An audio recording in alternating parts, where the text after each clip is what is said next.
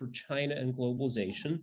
We are one of the top think tanks in the world, is ranked by the University of Pennsylvania Go-To Think Tank Index, which is the most authoritative listing of think tanks in the world.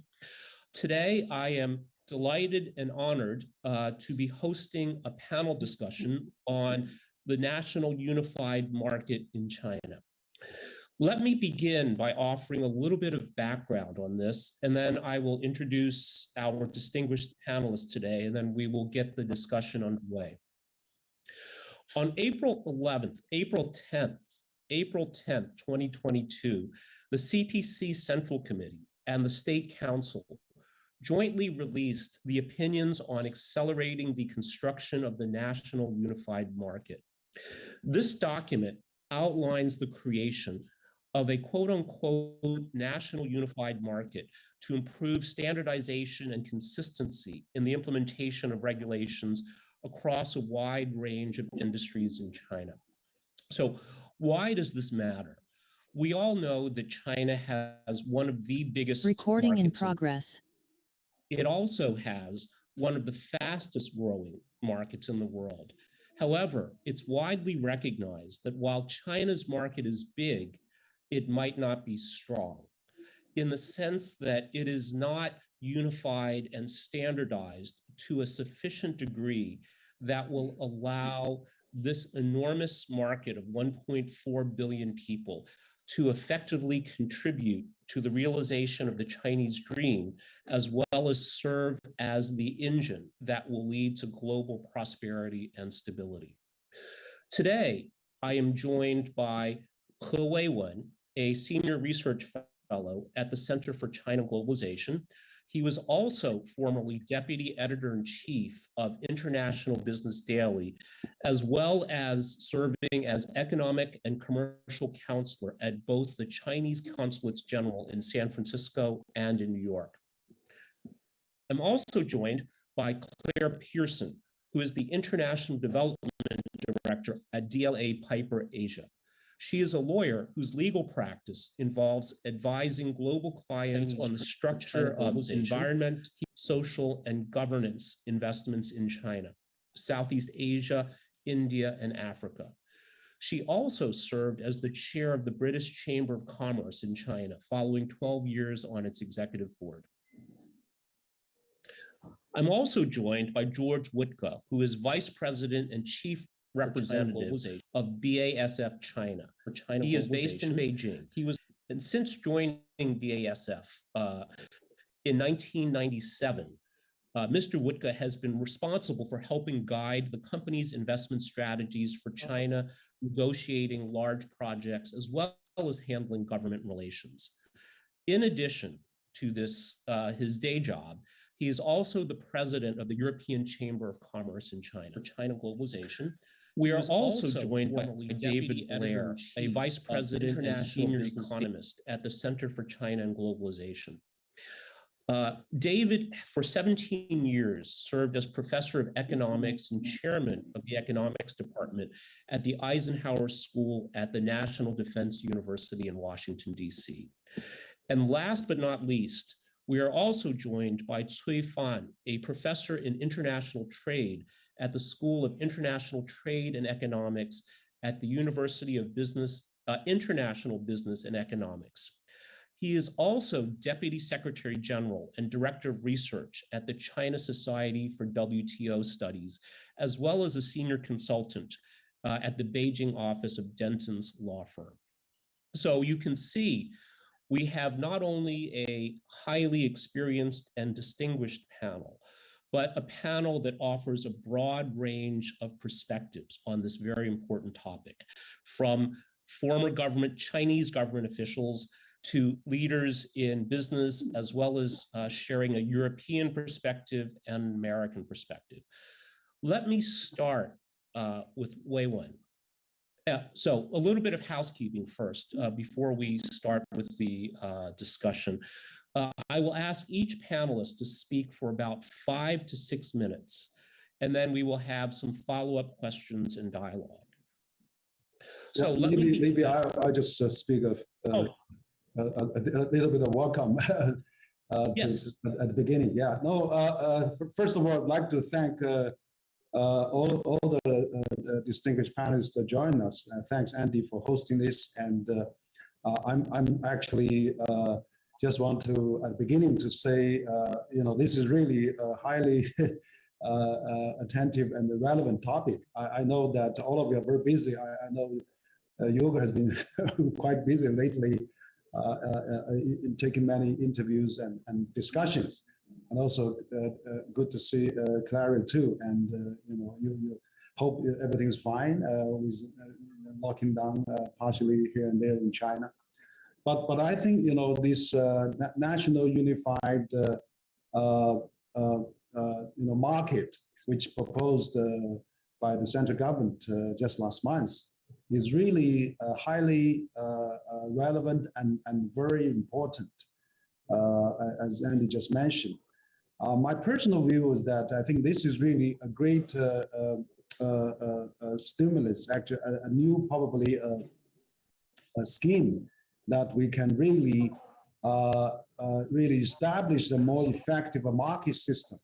Because as we know that China is divided into 31 provinces and municipalities, and then there's a lot of regionalism, protectionism, and the market is divided sometimes into different segments. So how to really, break all those bottlenecks and also really stimulate the flow and the distribution, and also the establish a more effective national market system is probably in time to really combat these challenges that we're facing right now. Pandemic, there's a lot of slowing down, and there's a lot of international also recession is coming. So probably try to have this kind of a new mechanism is really to taking this opportunity while we are combating the COVID and also we're having this economic setback. But let's really strengthen the market, let market factor be the critical and crucial factors in shaping China's future economy. So let 31 provincial municipalities be a more in a market shape to really get rid of those unnecessary and protectionism regional policies, provincial, local, municipal policies. Let's really, build China into more market efficient, market flow effectively a big market, so that it can better engage with international market, can better push for this dual circulation that Chinese domestic market can circulate enough strongly with the international market. So that's why I think this national unified market system is a way that we can really to make the domestic market more market driven and more cooperation, less protectionism, and then so the central government can really speed it up and promote this market reform.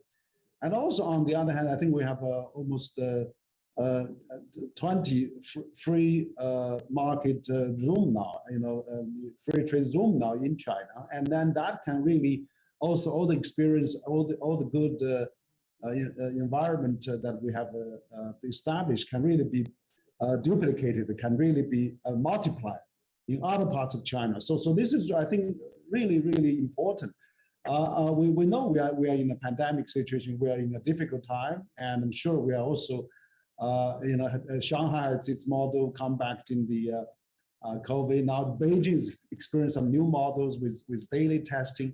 Hopefully we can manage it, contain this, but open the economy as soon as possible. So I think that this is really a temporary difficult time. I'm sure that the multinationals, all the foreign companies are also experience the same challenges as the Chinese domestic companies, but we hope this is going to be temporary. And I'm sure that the government is really trying to find the optimal balance between the stimulating economy and at the same time contain this virus, so that we can keep the good achievement we have achieved so far for the last 2 years, so that we can continue to welcome foreign investment, continue to really bring the more multinationals investment to China. So I think this is important, and a national unified market is a great way to start to get more market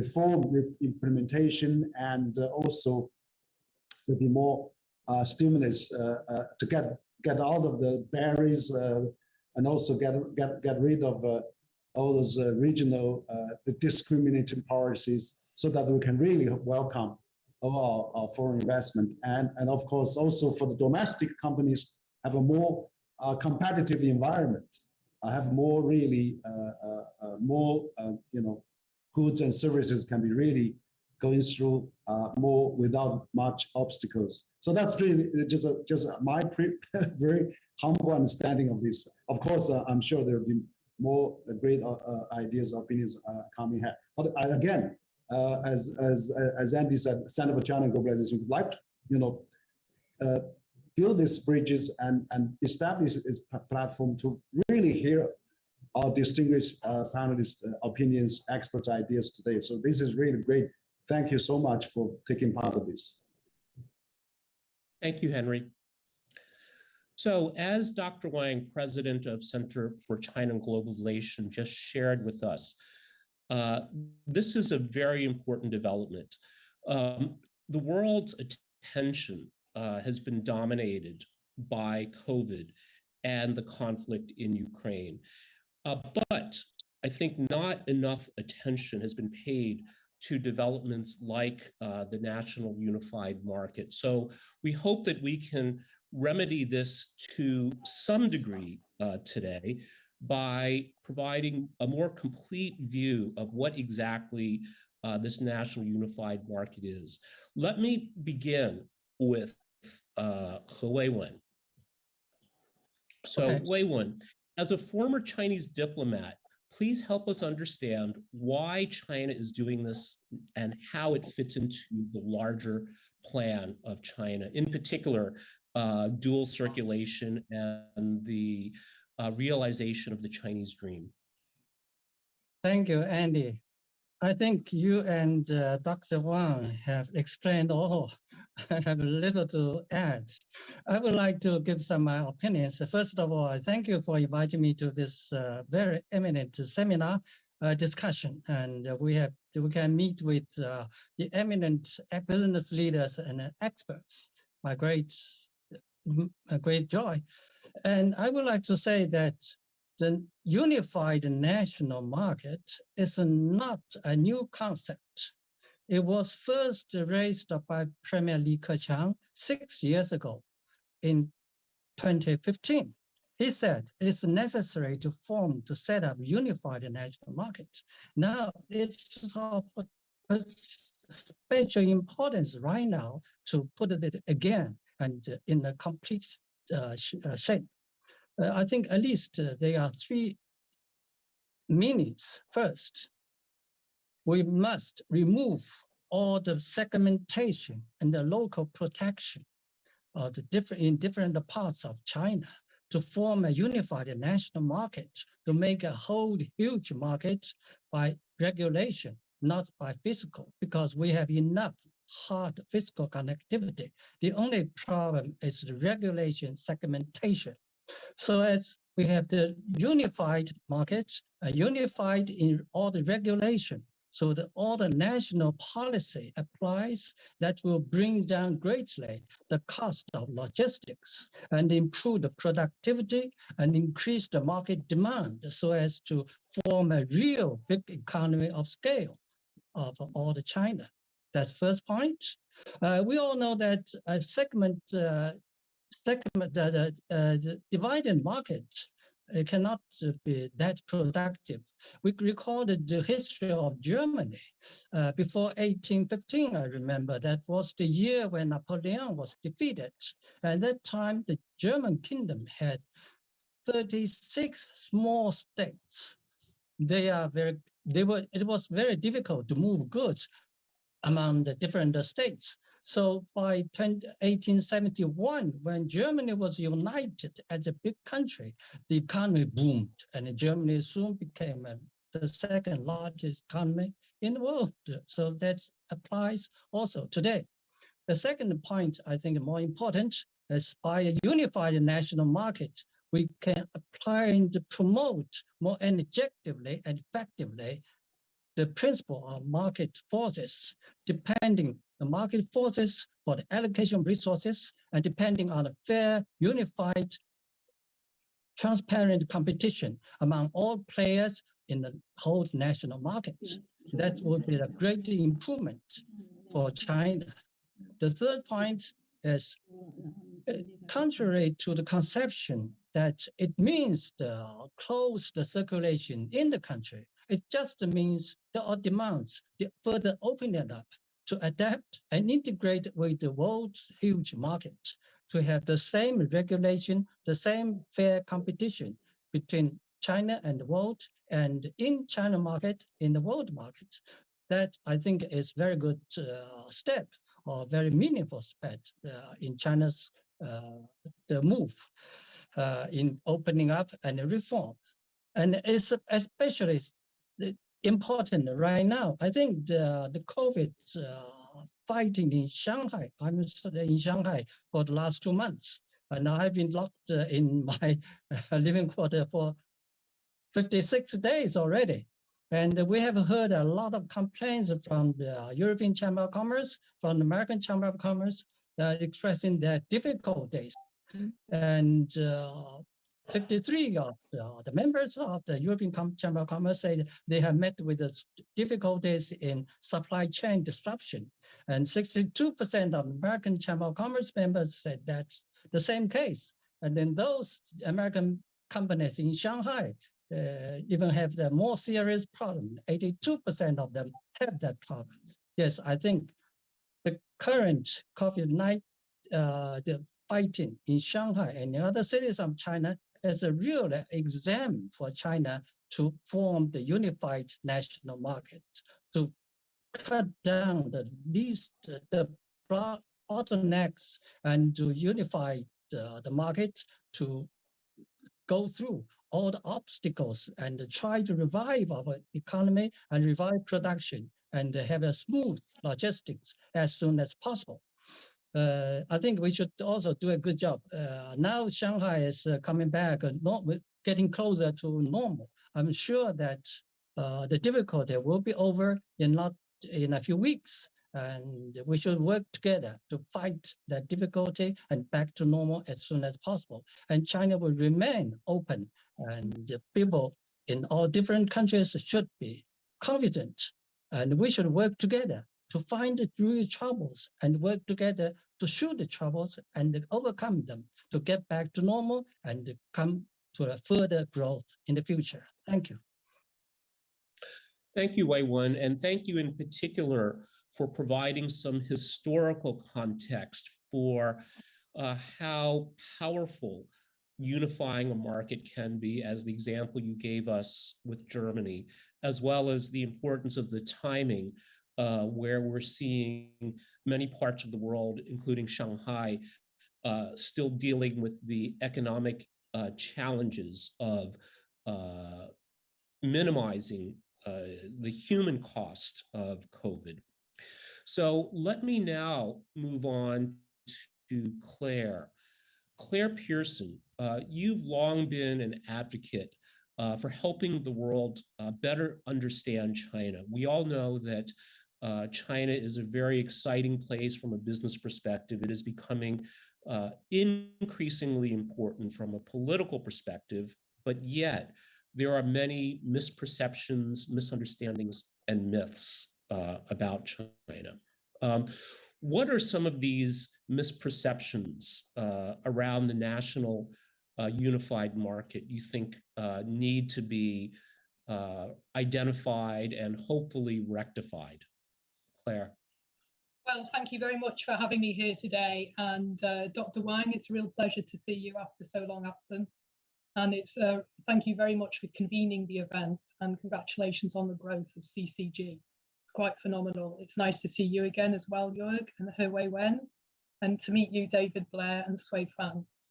So Andy, I mean, this is a fascinating topic for me because actually my grandfather used to work on the border between North and South Island, between Northern Ireland and Éire.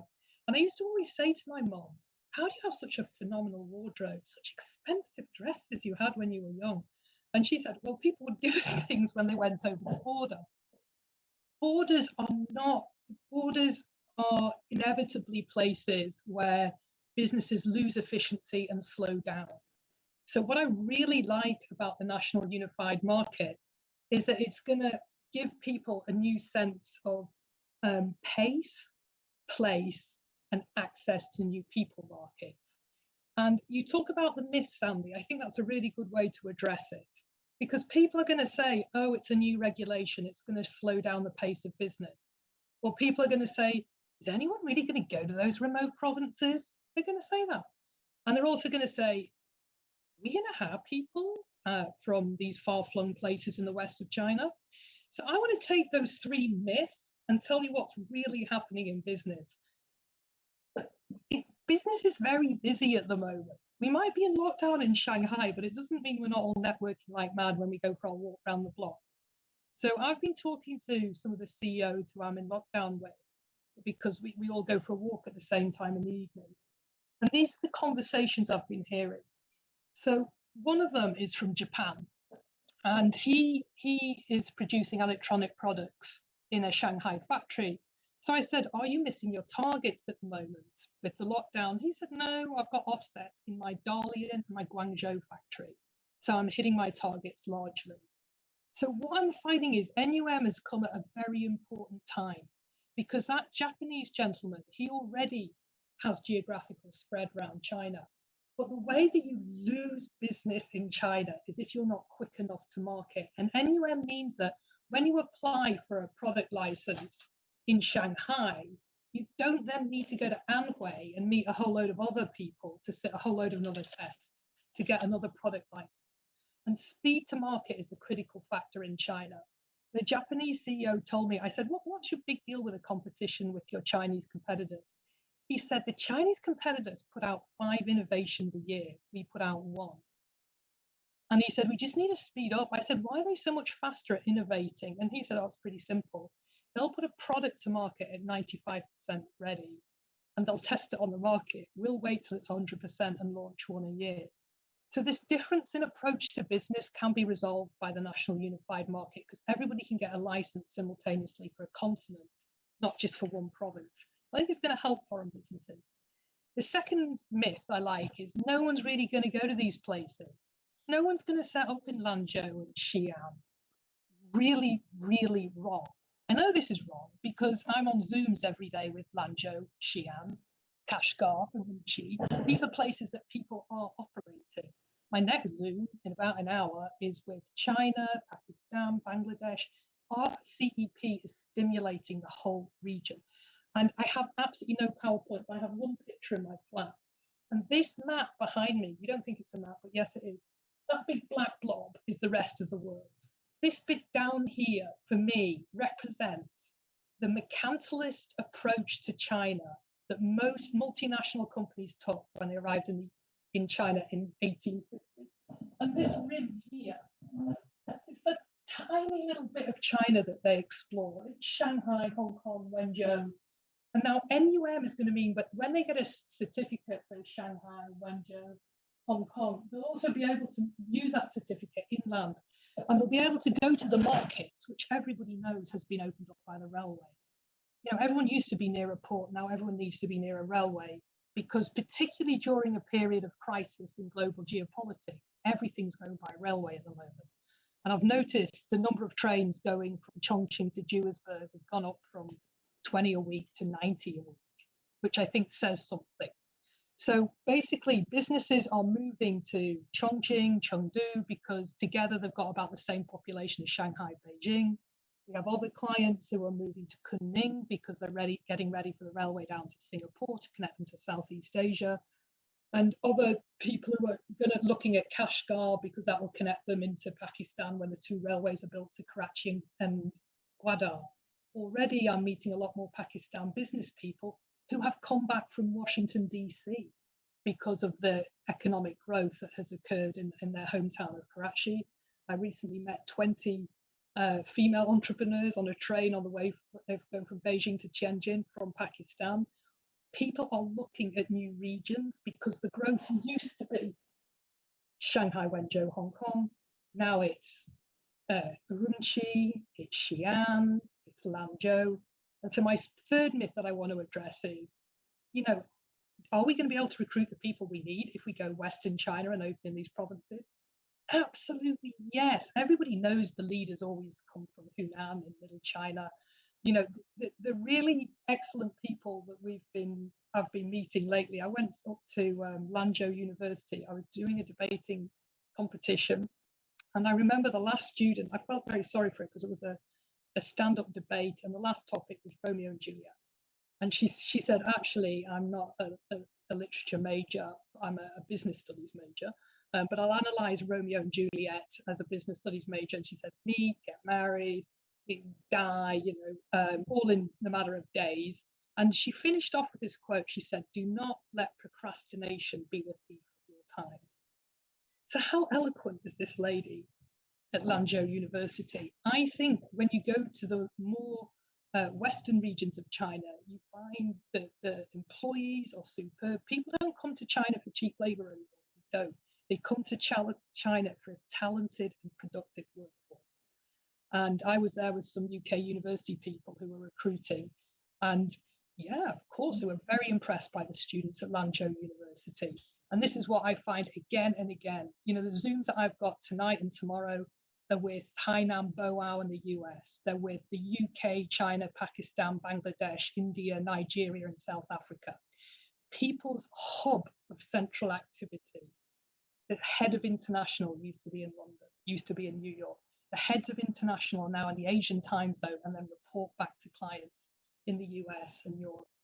So I think the center of everybody's growth is now in Asia. Everyone's profits for the next decade are by and large going to be drawn from Asia. So basically, I think NUM couldn't have come at a better time. The friends that I've been talking to during lockdown have all been catalyzing their business through Zoom. So Zoom is the new way forward. People want to live in more remote regions. The real estate after lockdown in US went through the roof in the rural regions because people are teleworking. When I go to Mon Coffee in Dadonghai in Hainan, it's packed with Shanghai telecommuters working on their laptops. People don't need to be in the big conurbations anymore. And I see this is going to promote common prosperity, stakeholder economics, and empower businesses to go from good to great in the next 5 years. So I really like this piece of legislation and hope it can help catalyze the growth that everyone's looking forward to after COVID. Thank you, Andy. Thank you very much, Claire. Certainly in such difficult times, to hear such a upbeat and optimistic take, but very grounded as well in personal experience, I think is fantastic. I think also it's important to remember that we talk about trade, markets, and investment in abstract terms, but in fact, this has very, very real impact on people's lives around the world. As you say, whether someone working in a coffee shop in Hainan or someone in Guadar or other parts of the world still looking to move up the economic ladder, that these decisions do have very concrete real-world impacts. Thank you very much for that, Claire. Thank you. Speaking of business, let's move on now to George, who is, again, as I mentioned, not only one of the most senior European business executives in China, but also the president of the European Chamber of Commerce, where he has the pulse of not only what's going on in China, but in Europe as well. So George, the China-EU relationship is increasingly important in economic terms, but also has been undergoing some recent geopolitical challenges, as you well know. How do you see the National Unified Market Plan initiative affecting China-EU relations? Well, thank you very much for the invitation, and it was wonderful to listen to Mr. He Weiwen about Germany's unification. It's actually a very good picture. I mean, wonderful to have now legislation coming up that addresses market fragmentation, because the market in China is more fragmented than ever because of all these supply chain constraints and the COVID issues that we are facing, and that also Mr. He was kind enough to point out from AmCham and European Chamber. So I guess that it is really valid now to actually look beyond COVID in order to actually find a mechanism that can generate growth. And that is, of course, the fight against market fragmentation. It's not a new thing. I go even more back. I've done a bit of homework than Mr. He. I saw 1993, the National People's Congress actually came up with a law on unjust competition that was clearly and aimed at interest groups that were only selling my province, my city, and so forth. So all the way back to 1993. And then, of course, in 2001, the State Council came up with a paper, an order number 303 on the forbidding the regional blockades, which is pretty much a similar thing. So we've come a long way. But who are you telling? I mean, we are a European Union, 27. Unfortunately, now we lost Claire in the process. And that already in itself, we have a similar passport, we have a currency, most of us at least, and still we are highly fragmentized, and we are still struggling in order to make the European Union a union, also in essence and not just in name. So it is a step that is difficult to make, and we should not get over enthusiastic, but it is absolutely crucial in order to generate the GDP that we are lacking now, partly in globalization as well as in exports. China has to look into this potential, because export will not be the machinery anymore. It used to be the one, and China was heavily dependent on the European market. They sold more than twice as much to Europe than we were selling to China. But now Europe coming out of the lockdowns and all the issues that we have, we don't need the stuff anymore that it was produced in China. China was the perfect factory for a country in a lockdown. We needed everything from healthcare equipment to electronics and everything. Now that's a thing of the past. So China has to find a new mechanism. And I think what better than actually finding this in this new unification and trying to tackle this kind of fragmentation in the marketplace raised by national interest groups. I mean, a couple of things come to mind. First of all, of course, in business, BASF has been in 31 production sites. We have 100 factories across China, and we have been heavily impacted by COVID, by the way, across the board. Even in Guangdong, traffic was down by 17% and there was no lockdown. So we are definitely in favor of a system where actually more stronger centralized laws apply, and not everybody locally comes up with their own ideas. One system that has been bugging my members, and we have 1,800 members in 9 cities across China, has been the hukou system. I guess that is something that also leads to fragmentation and difficulty for shuffling around people. And that is very important to us, that actually people are more at liberty of moving around China. And you can see it in the most innovative city in China, that's clearly Shenzhen. It has the most modern companies and the most competitive companies. And if you look into the composition of Shenzhen, it clearly shows that 60%, 60, of all inhabitants of Shenzhen come from outside Guangdong. So it's a melting pot. And it creates ideas, it creates, stark contrasts among people thinking differently, which is healthy in order to gain new technologies and everything. So in a way, I think we really can see there how a country can open up its national borders, domestic borders, in order to make the exchange easier. The other thing that is certainly something that I remember from former Minister Li Rongrong from SASAC, that actually says that this local protectionism always leads to overcapacity, because everybody has the same idea, replicates, I want my battery materials factory, I want my steel factory. And in China, the typical thing, so he said before he passed away, was to say, and no company goes out of the market, because the state-owned enterprises, they have a long lifeline. So in a way, it's very important that this policy also tackles the kind of overcapacity drivers coming out of it. Now, Andy, I was trying to avoid your question until now, so I come to that at the final stage. What it does to European business clearly is like, we want to have a more unified system. We want to have more market access and not come across regional barriers. I mean, we come across them in medical healthcare equipment, where all of a sudden in Shenzhen, they just want to buy domestic brands. The same, we had a problem in Sichuan. It took the Ministry of Finance to clearly outline that the procurement is supposed to be open for domestically produced healthcare equipment, meaning if you're a joint venture in Suzhou or Shanghai, you qualify. So in a way, it's very important that this happens. Now, if China opens up more, and I guess that is a wonderful step, but it has to do more in order to overcome the trauma of lockdown. I think the Western headquarters are absolutely shocked by seeing Shanghai locked down. Shanghai was always for us the most international, most sophisticated city in China. And to see it with gates and this kind of thing, weeks on no end, is something that has really killed the allure of Shanghai as an international city.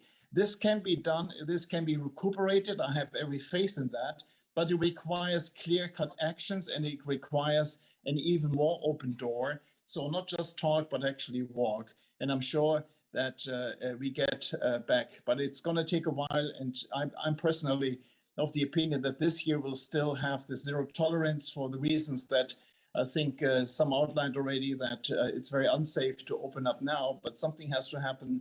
And just as a last remark from my side, the solution to the COVID crisis is not testing, it is vaccination, vaccination, and again, vaccination. Thank you very much, George. I think it's vitally important that we have a candid perspective on what foreign businesses are experiencing in China, not just today, but also in terms of their outlook. So thank you very much for sharing that. And of course, as we've seen from the recent economic statistics, that whether that's retail sales or industrial output, that this period of the year, at least, is very, very challenging. And I think we all are hoping for resilience and a rapid bounce back, as well as you say, a return to some of the positive sentiment that is possible as we see China continue to grow. A lot of these growth drivers, these structural drivers, are very, very positive, but having to get past these short-term challenges is indeed very important. Let's move on now to David Blair. So David, as I mentioned, is not only an economist, but he spent a number of years in Washington, D.C. at the National Defense University. So he not only has a handle on the economic aspects of international relations, but also an understanding of how the U.S. thinks about this from a broader perspective beyond just economics. So David, as someone who knows the U.S. well, what impact do you see the national unification having here on U.S.-China relations? That's not the question I was prepared to talk about, but I think it's likely it won't be on the top of the agenda for the United States first. But the main issue going forward is whether China continues to grow or not. If China has essentially reached the top of its growth path, then there will be very different relations than if China continues to grow at 5% a year for the next 10 years.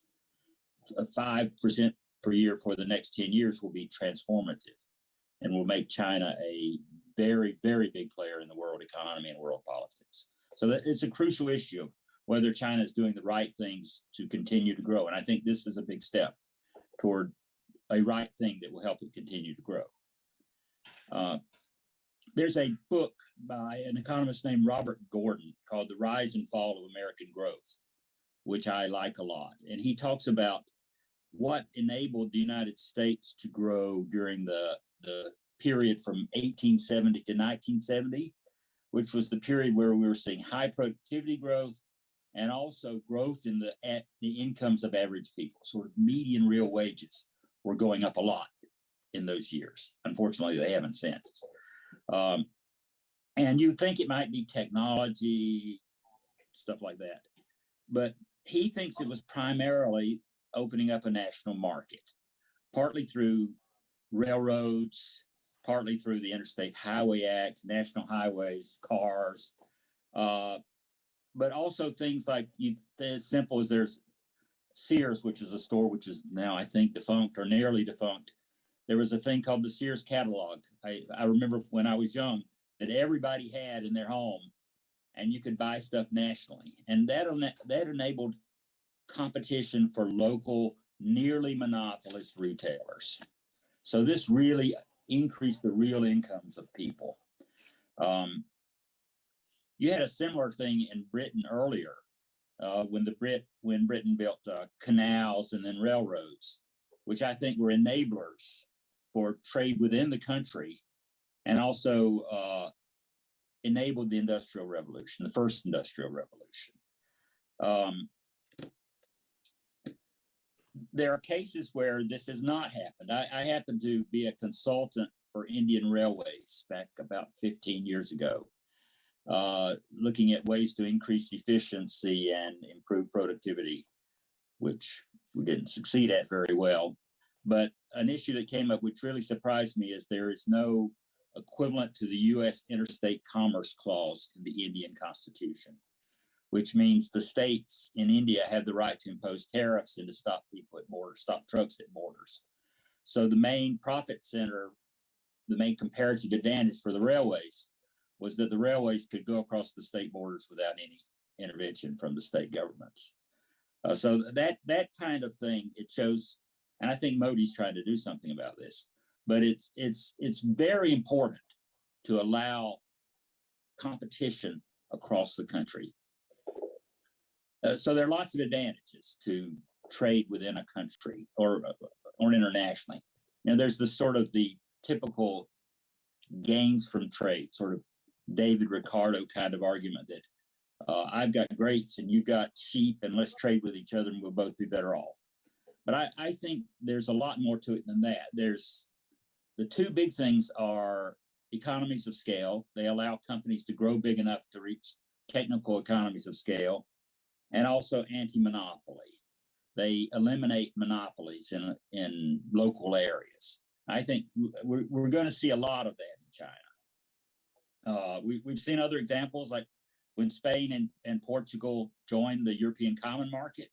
They were poor countries previously, but joining the Common Market allowed their highly protected companies, forced them to compete. So this was transformative for those two countries. Mexico entering NAFTA was a similar example. So there are lots of advantages, but I think there are dangers to be aware of too. As we've seen in the United States, the elimination of the local monopolies can lead to the creation of national monopolies. We've seen higher and higher concentration of many industries in the United States. And this is a big downside. So I think China needs to be aware of that going forward. China has essentially, partly it was political. The United States about 30 to 40 years ago decided not to enforce antitrust law. So maybe this would not have happened if we had more energetic antitrust division of the Justice Department, but we didn't. So you've had big monopolization occur. Also, you need to be aware of the transition. If you intervene too quickly, and you can force a lot of companies that could adapt in local areas to not have the time to adapt. So I think that's something to be aware of. The other thing is, one thing I'm worried about in the United States is unequal access to capital. And I'll use Amazon as an example of that. Amazon lost money on retail sales for about 15 years. How did you get anybody to make that investment? The only reason they were able to, and they put a lot of companies out of business, a lot of local producers out of business, because they were losing money on their sales. So how can you compete with somebody that's losing money? They also didn't pay local sales taxes for a long time. but what happened is we created a bank at the same time we were nationalizing the product markets. We were also nationalizing the banks. We used to have a thing called the National Banking Act, which allowed states to protect their banks. So the big Wall Street banks wiped out a lot of the other banks. So you had finance concentrated in Wall Street and Silicon Valley, venture capitalists, and companies like Amazon had access to those financial markets that local companies didn't have. So I think you have to be very careful about that. There's also a political element of it. Once you had national companies, let me back up. One thing you've seen in the United States is the spending on lobbying in Washington has soared. I think the number's about 100 times what it was in 1980. And that's largely because now we have national markets and monopolized markets. So those companies get a lot bigger rate of return on their investment in lobbying than they did when we had more localized markets earlier. So I think there are advantages, but you have to be careful. I would stress the anti-monopolization, the antitrust actions need to be strong. I think China's doing a great job of it. It's difficult in the United States because the antitrust division has been weak for so long, and the companies have become so strong in lobbying that it's hard to change. But I'm hoping China gets ahead of that and ensures that the changes that we're seeing are because of efficiency and productivity. When companies spread, they do that rather than having some sort of political or financial advantage.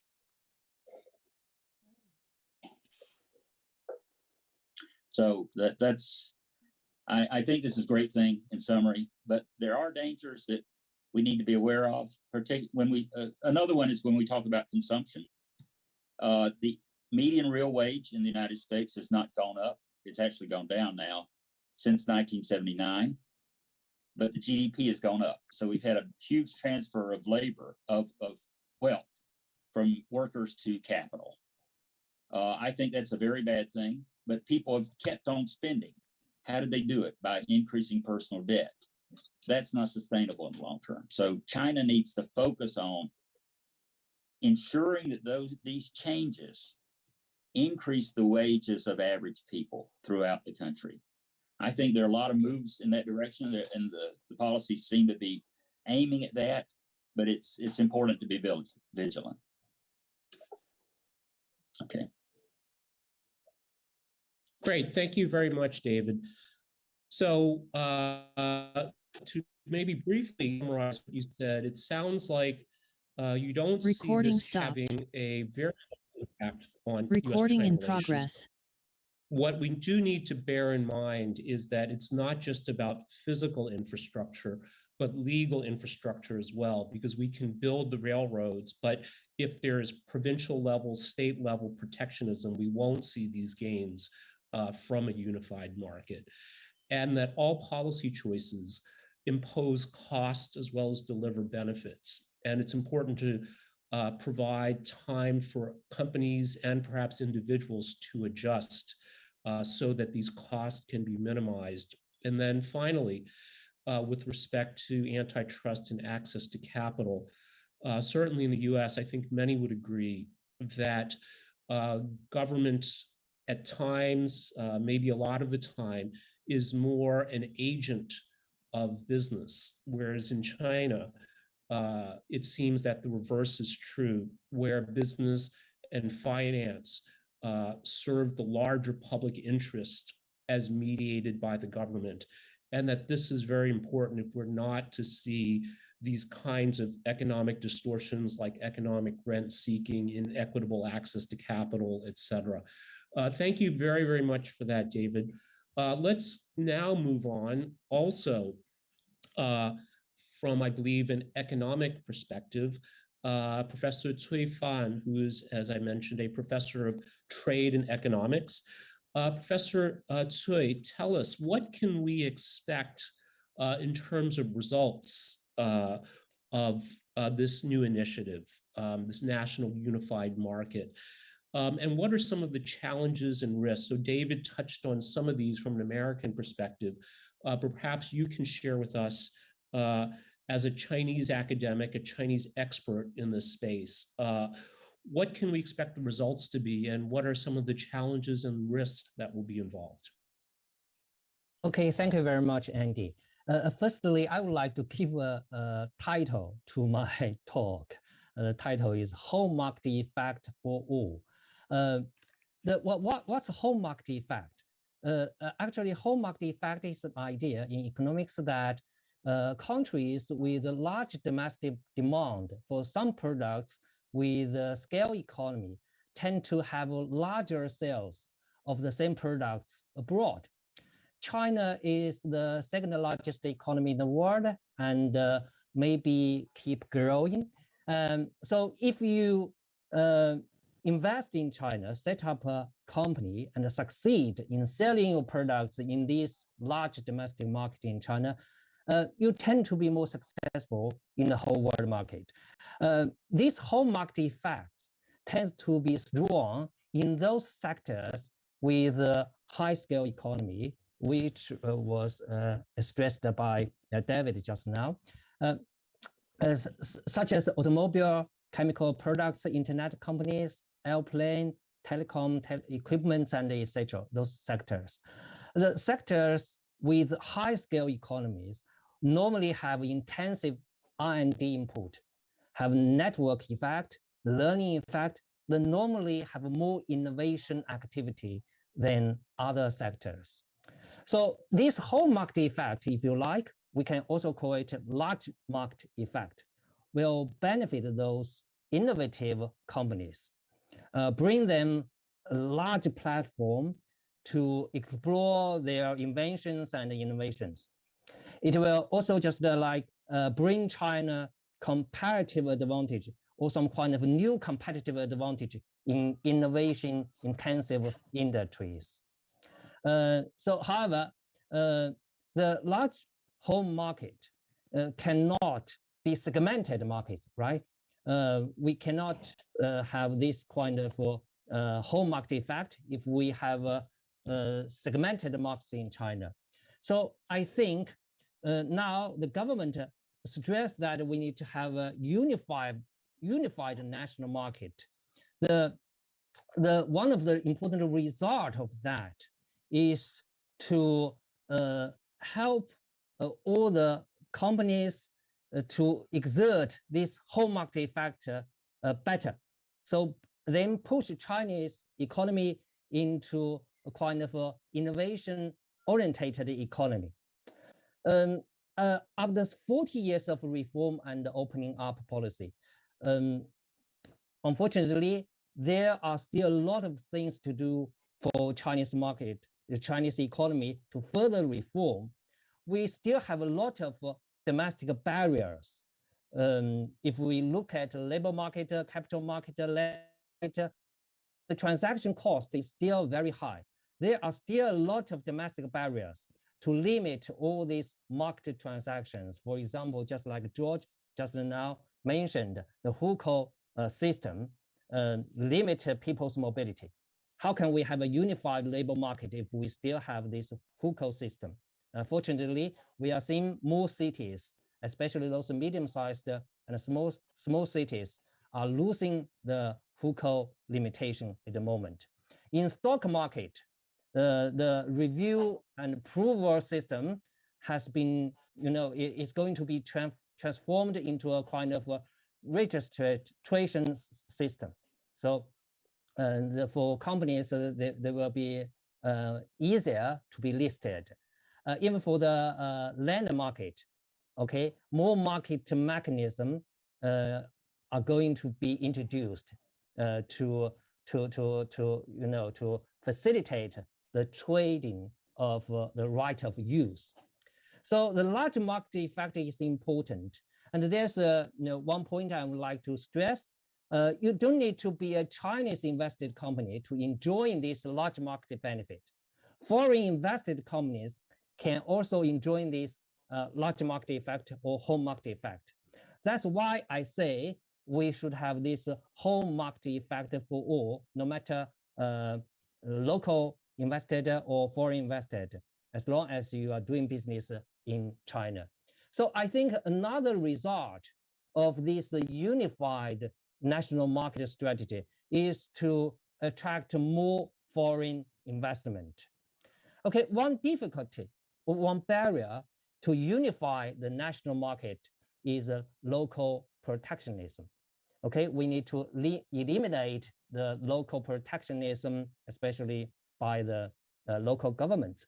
However, we know that one of the reasons for the successful growth of Chinese market, the Chinese economy, is that a lot of local governments, actually, they have been playing a very important role to develop their local economy, to facilitate, to attract investment. So we still need to keep some incentive to the local governments, to give them the incentives to help to grow their local economies. So how to solve this kind of conflicts? I think the basic rule is that we should make sure that the economy is managed by law. We should have a rule by law. Especially we should have put this competition policy and competition laws, as give them the basic status in the whole market economy. So that's why, just like David and the other people just emphasize that the anti-monopoly law are very important. We should to respect this law and implement those laws better. Okay, that's all I would like to say. Thank you very much. Thank you very much, Professor Cui. And again, I think it's a welcome piece of good news that in a largely negative, perhaps even disastrous global environment, that we can hear that this market effect will deliver not only great results for domestic Chinese companies, but for foreign companies that choose to compete and succeed in the China market. Let me just briefly add a couple of points here and synthesize what we've heard today. There's, as we see with the COVID pandemic, with the conflict in Ukraine, there's lots and lots of bad news and reason to be pessimistic. But also the development or the announcement of the national unified market, I think, is cause for optimism for different reasons, as we've heard today. But we also need to see this in the context of China's dual circulation strategy. So the creation of a national unified market will be good for foreign businesses and Chinese businesses, as we heard Professor Cui said and George talk about as well. But we also need to see this as part of one circle in this dual circulation strategy. And the other piece of that that happened this year too that's very important is the formal inauguration of RCEP. So we can see that although this is somewhat less newsworthy, but still very, very important, very, very positive.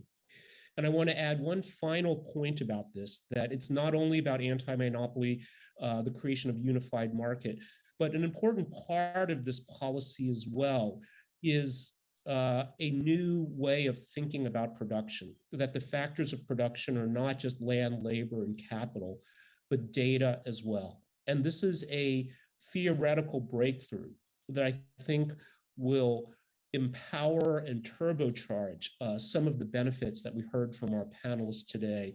And in particular, as part of this will be the rollout of China's digital currency, the digital yuan, or a central bank digital currency, that also can play a very important role in this national unified market, as well as the international side of the dual circulation strategy.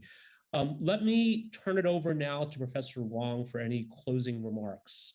Henry, do you have anything else you'd like to share with us?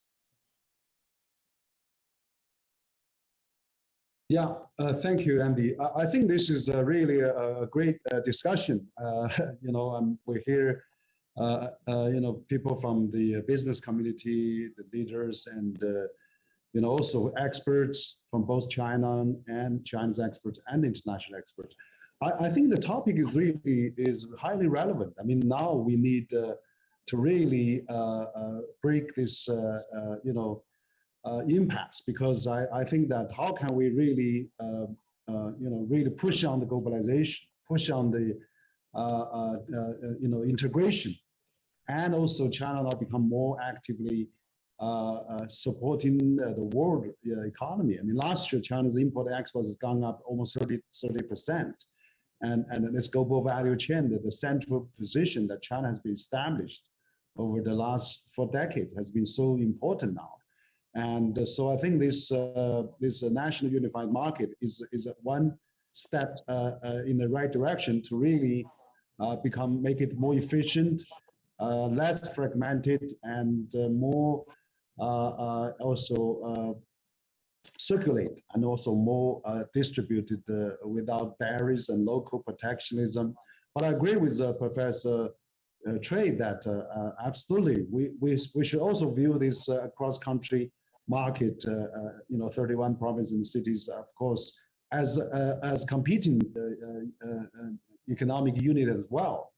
Every governor, every mayor is a CEO of its own region, and then there's a national competition going on, which is healthy.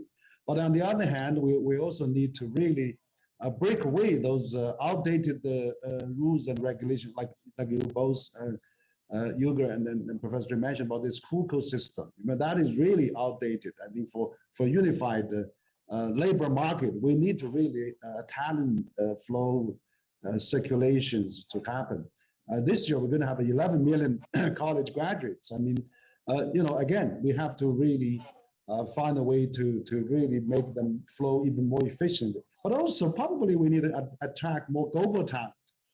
We're seeing a lot of global talent temporarily leaving China because of this pandemic. We hope, as Yuger mentioned, sure, China will come back and global talent will return as well. I'm sure this is temporary as well. And, because the market is here, the synergy is here, the effectiveness is here, and also the growth potential is here. And then China is going to have the largest middle class market with 400 or 500 million, happening. And I'm sure that the challenge and difficult we're having is temporary. And I think once China is managed to find an equilibrium and a new passage out of this, the momentum will be enormous. So I think it would be great that those companies that hang on here, stick here, will eventually be the winners in the end. So I think this national government is really national unified market system that Chinese government is trying to establish. Does not mean they're going to centralize. That doesn't mean they're going to become monopolized or just favor a Chinese company. I think this is open for the global company to have a much more big access. So you have a head office in any province. You can really operate across China. So I think this is really a great direction. So I'm hoping, of course, the European Chamber is so actively in China. China-European business is growing so well. We need to keep that momentum. And the national unified market is to help on that, is to really help international business to operate. So if they break one market, they can multiply 31 market elsewhere. So that will be really the essence of this national unified market. I really hope that not only for the foreign company, but the Chinese company the same. So that while all the provinces and regions are competing, but also they have to follow big guidelines that China is joining RCEP, which we have a new standard now. China is applying to CPTPP. Again, much better, much high standard. China has 21 free trade zones across country, and a shortened negative list, and let's really multiply all those things across China. So these 21 free trade zones, their experience, their success can really be multiplied, across China as a national unified market. I think that probably will really help. So I think, there's a lot of puzzles and a lot of, they don't know what that really means. So we hope that our webinar today can give a really some encouraging explanations, but also we like to hear the where are still the problem, what are we can solve for a multinational domestic business. We try to be really hopefully to have this bridge and dialogue and standing going continuously, get experts' opinions, particularly our international experts. I hope that we can really have the China become a biggest market in the world. I mean, not only for China, but let's really unified with WTO, unified with ASEP, unified with CPTPP someday. Let's get the global market at home as well, failed at home. So we hope that day will come. Let's start with national unified market as well. So I stop there. Thank you very much. Thank you, Henry. On behalf of the Center for China and Globalization. Maybe you want to add something, or if you still have some final words. Oh. Yeah. Okay. Anybody? Any final remarks? No? Okay. So on behalf of the Center for China and Globalization, I would like to thank our panelists for taking time to share their perspectives and experience with us today. I'd also like to thank our audience for tuning in. And as Dr. Wang said, this is only the beginning of a conversation. And I hope in particular that our audience today, if you have further questions, comments, contributions, that you will reach out. We are all certainly very interested in continuing this conversation. Thank you very much, and hope everyone has a great day and a great week. Nice to see you. Thank you. Thank you.